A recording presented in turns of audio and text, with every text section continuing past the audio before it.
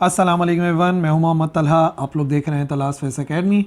बच्चों, first year के numerical की प्रैक्टिस के लिए हम लोग आज सॉल्व करने वाले हैं चैप्टर 12 यानी कि एकॉस्टिक्स के वर्ड एग्जाम्पल्स। 3 वर्ड एग्जाम्पल्स हैं, वन बाय वन समझते हैं उनको किस तरीके से सॉल्व किया जाना चाहिए। 12.1 If the velocity of sound in air at 27 degree centigrade and at a pressure of 76 centimeter of mercury is 345 meters per second, find the velocity at 127 degree Celsius and 75 centimeter of mercury। अब एक बड़ी अहम बात जो हम लोगों ने theory वाले लेक्चर में भी डिस्कस करी थी कि जो स्पीड ऑफ साउंड है उसके ऊपर कोई इफेक्ट नहीं पड़ता प्रेशर का।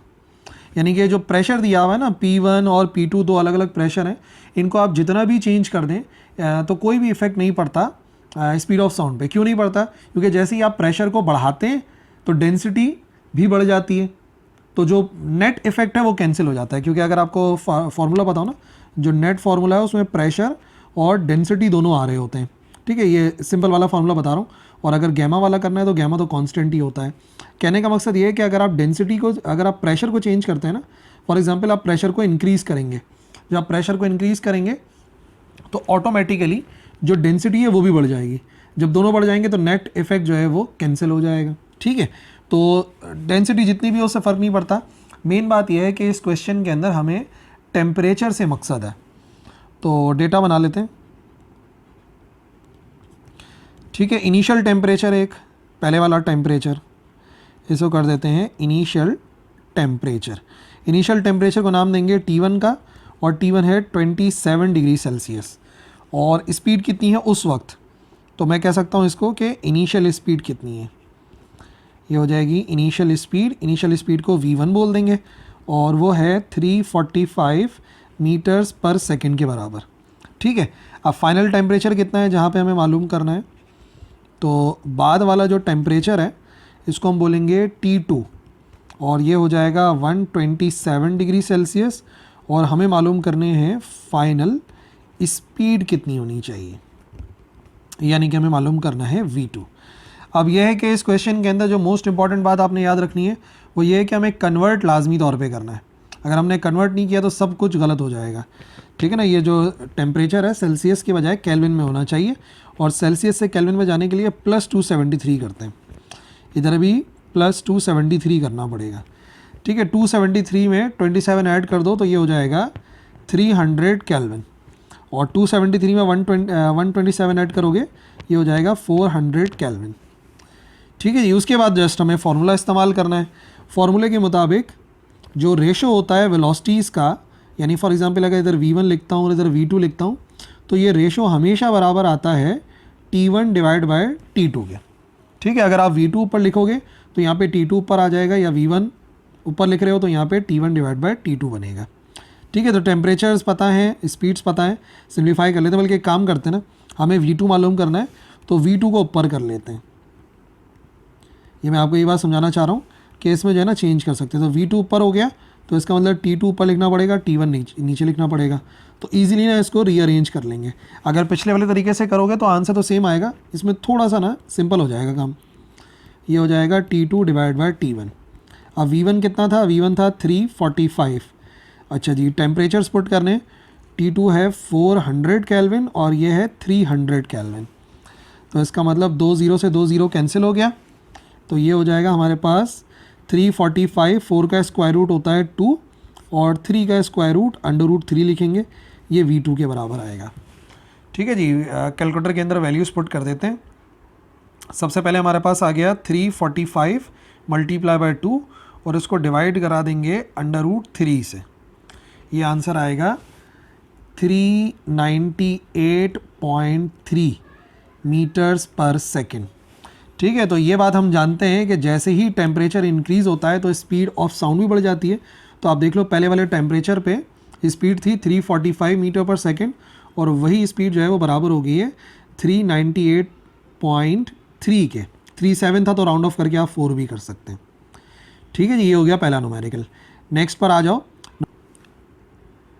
12.2 in a game of cricket match, एक क्रिकेट मैच चल रहा है। A spectator is sitting in the stand, एक शख्स है जो स्टेडियम में बैठ के मैच देख रहा है, उसे स्पेक्टेटर कहते हैं, और वो स्टैंड में बैठा हुआ है at a distance of 60.0 metre. जो उसका फासला है वो 60.0 मीटर का है अवे फ्रॉम द बैट्समैन, यानी बैट्समैन और स्पेक्टेटर के दरमियान का जो टोटल फासला बन रहा है वो 60.0 मीटर के बराबर है। How long does it take the sound of the bat connecting with the ball hit for a six to travel to spectators ear. वो जो बैट्समैन है वो बॉल को हिट करता है अपने बैट से, सिक्स हिट करता है फॉर एग्जांपल, तो एक साउंड प्रोड्यूस होता है ना, जब भी बॉल हिट करती है बैट को तो एक साउंड प्रोड्यूस होता है। वो साउंड स्पेक्टेटर के कानों तक पहुंचने में कितनी देर लेगा ये हमें मालूम करना है, और टेम्परेचर गिवन है 27 डिग्री सेंटीग्रेड। ठीक है ना, तो स्पीड जो है वो टेम्परेचर पर तो डिपेंड करती है, इस वजह से टेम्परेचर का मालूम होना ज़रूरी है। सबसे पहली बात, हमें डिस्टेंस दिया हुआ है कि स्पेक्टेटर का डिस्टेंस कितना है। डिस्टेंस को ऐसे शो कर देते हैं, ये है 60.0 मीटर्स। उसके बाद क्या है, उसके बाद जो है वो टेम्परेचर गिवन है कि टेम्परेचर कितना है। टेम्परेचर है 27 डिग्री सेल्सियस। ठीक है, और इसके अलावा रिक्वायर्ड क्या है, रिक्वायर्ड ये है कि कितनी देर लगेगी, टाइम रिक्वायर्ड, साउंड को स्पेक्टेटर के कानों तक पहुंचने में कितनी देर लगेगी ये हमें मालूम करना है। तो स्मॉल टी से शो करते हैं हम टाइम को, कैपिटल टी हो गया टेम्परेचर। ठीक है जी, अब आपने पता है क्या सोचना है, अब आपने ये सोचना है कि टेम्परेचर टाइम का सबसे सिंपल फार्मूला कौन सा है। सबसे सिंपल टाइम का वो होता है according to the definition of speed. Speed की जो डेफिनेशन होती है क्या होती है, स्पीड बराबर होती है distance covered per unit time. ये सबसे सिंपल फार्मूला है, तो ये सबसे आसान रहेगा। टी की वैल्यू को यहाँ से अलग करोगे तो ये बराबर आ जाएगा एस ओवर वी के। इसका मतलब दो चीज़ें पता होनी चाहिए टाइम मालूम करने के लिए। एक तो आपको पता होना चाहिए स्पीड, और फिर आपको पता होना चाहिए उसकी स्पीड, और वो स्पीड जो एक पर्टिकुलर टेम्परेचर पे होती है 27 डिग्री पर। तो इसको वी टी से जाहिर कर देते हैं, स्पीड एट पर्टिकुलर टेम्परेचर। वैसे एक फार्मूला भी है, अगर हमें स्पीड ऑफ साउंड मालूम करनी है ना, speed of sound at T degree centigrade, किसी भी टेम्परेचर के ऊपर जो स्पीड ऑफ साउंड है उसका एक फार्मूला है, वी टी बराबर होता है V0.061 और टी के बराबर। ठीक है, ये हमारे पास टेम्परेचर है, कैपिटल टी, और स्मॉल टी जो है वो टाइम है, तो मिक्सअप नहीं करना है। अच्छा, V0 क्या है, V0 कांस्टेंट है, गिवन भी हो सकता है, और याद रख लो ज़्यादा बेहतर है। V0 होता है speed of sound at 0 degree centigrade. 0 degree centigrade पे स्पीड ऑफ साउंड कितनी होती है, तो ये कांस्टेंट वैल्यू है 332 मीटर पर सेकेंड। तो गिवन भी हो सकती है, लेकिन बेहतर ये है कि आप इसे याद रखें। ठीक है, आसान सी बात है। तो वैल्यूज पुट करते हैं, ये आ गया 332 प्लस 0.61, और टेम्परेचर जो है वो बराबर है 27 के। ठीक है जी, तो इसका मतलब क्या हुआ, 27 मल्टीप्लाई बाय 0.61 करते हैं, 27 मल्टीप्लाई बाय 0.61, और फिर इसमें प्लस कर देते हैं 332, तो ये हमारे पास बराबर आ गया 348 के। यानी कि जो स्पीड ऑफ साउंड होगा उस वक्त जब वो स्पेक्टेटर मैच देख रहा है वो 348 मीटर्स पर सेकेंड है। अब वी टी मालूम हो गया, टाइम मालूम करना आसान सा काम है।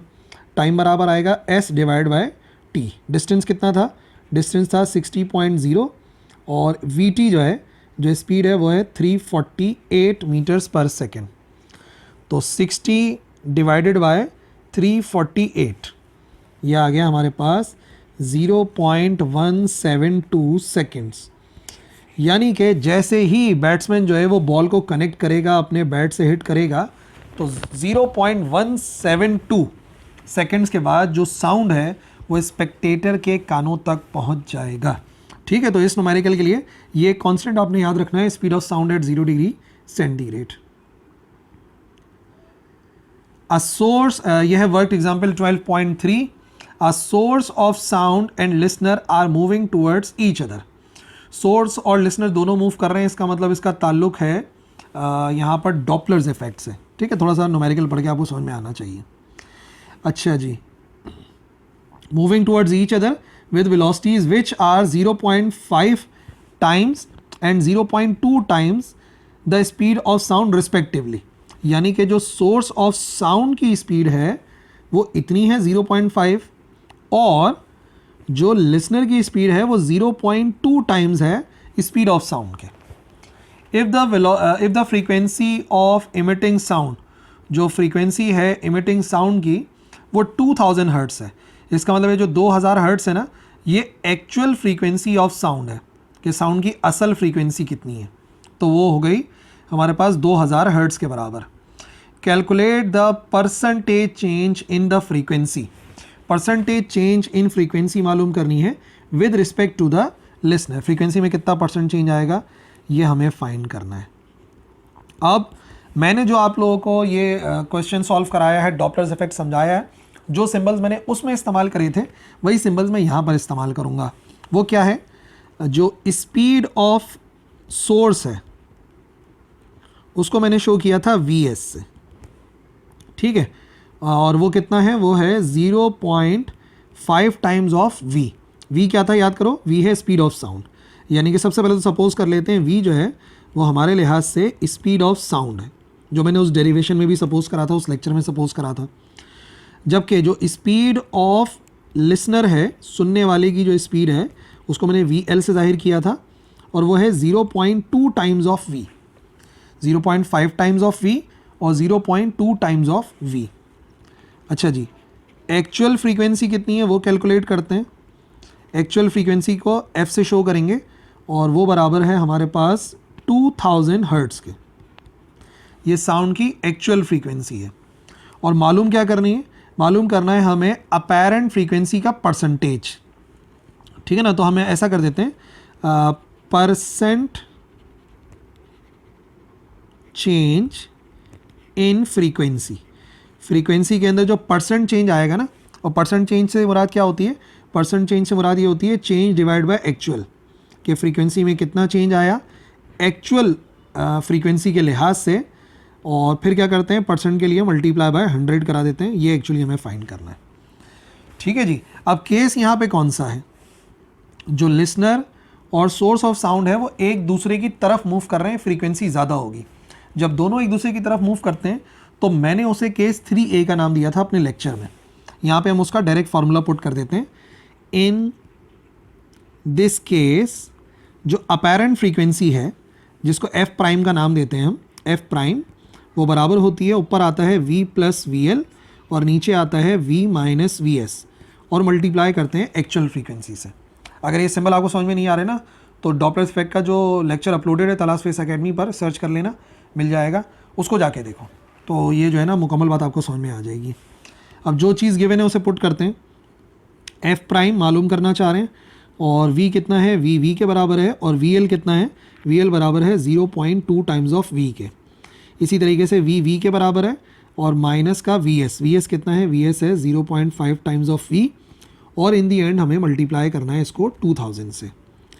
ये हो जाएगा 1.2 V के बराबर, ठीक है ना, 1 V और 0.2 V, 1 और 0.2 1.2 होता है, और यहाँ पे 1 V है, यहाँ पे 0.5 V है, 1 V में से 0.5 V माइनस करोगे तो 0.5 V ही आएगा, एक में से आधा V निकाल दिया ना, और मल्टीप्लाई कराना है इसको 2000 से।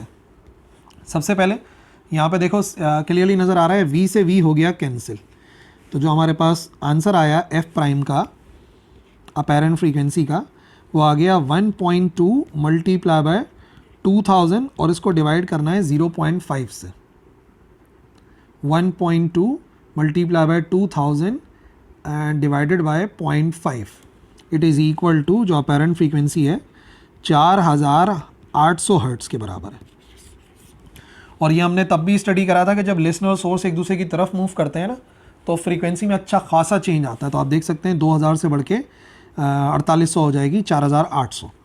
अच्छा जी, आखिरी काम क्या था, हमें मालूम करना है परसेंट चेंज इन फ्रीक्वेंसी। वो मैंने आपको क्या बताया, परसेंट चेंज इन फ्रीक्वेंसी कैसे मालूम करते हैं, उसका मतलब ये होता है change of frequency divide by actual frequency, और फिर मल्टीप्लाई बाय 100 कराते हैं, ये हमें मालूम करना है। चेंज कैसे मालूम होगा, चेंज मालूम होगा फाइनल माइनस इनिशियल फ्रीक्वेंसी कितनी है, और उस डिवाइड करना एक्चुअल फ्रीक्वेंसी के साथ, मल्टीप्लाई बाय 100 करा देंगे। F डैश कितना आया, F डैश आया है 4800, और असल फ्रीक्वेंसी कितनी है, असल माइनस असल फ्रीक्वेंसी कितनी है, असल फ्रीक्वेंसी है 2000, डिवाइड बाय असल फ्रीक्वेंसी 2000 है, मल्टीप्लाई बाय 100 कराना पड़ेगा। 4800 में से 2000 माइनस कर दो, 4800 माइनस 2000, ये आ जाएगा हमारे पास 2800 divide by 2000 and finally multiply करेंगे 100 से, तो हमारे पास आ जाएगा percent change in the frequency. 2800 divided by 2000 it is equal to 1.4 और मल्टीप्लाई बाय 100 कराएंगे, तो 1.4 multiply by 100 it is equal to 140%। इसका मतलब यह है कि जो चेंज आ रहा है फ्रीक्वेंसी में परसेंटेज के लिहाज से वो चेंज आ रहा है 140% के बराबर। जाहिर सी बात है बढ़ गई अच्छी खासी फ्रीक्वेंसी, मतलब 100 गुना से ज़्यादा बढ़ गई ना। 2000 का डबल ही 4000 होता है, ठीक है, और उसमें से भी 4800 हो गई, तो 140% का इजाफा हो गया। ठीक है भाई, ये हो गया हमारे पास चैप्टर नंबर 12 की वर्क एग्जाम्पल्स। आई होप आपको समझ में आ गई होंगी। कन्फ्यूजन हो तो कमेंट सेक्शन में लिखना, रिप्लाई करेंगे। That's all for this video. अल्लाह हाफिज़।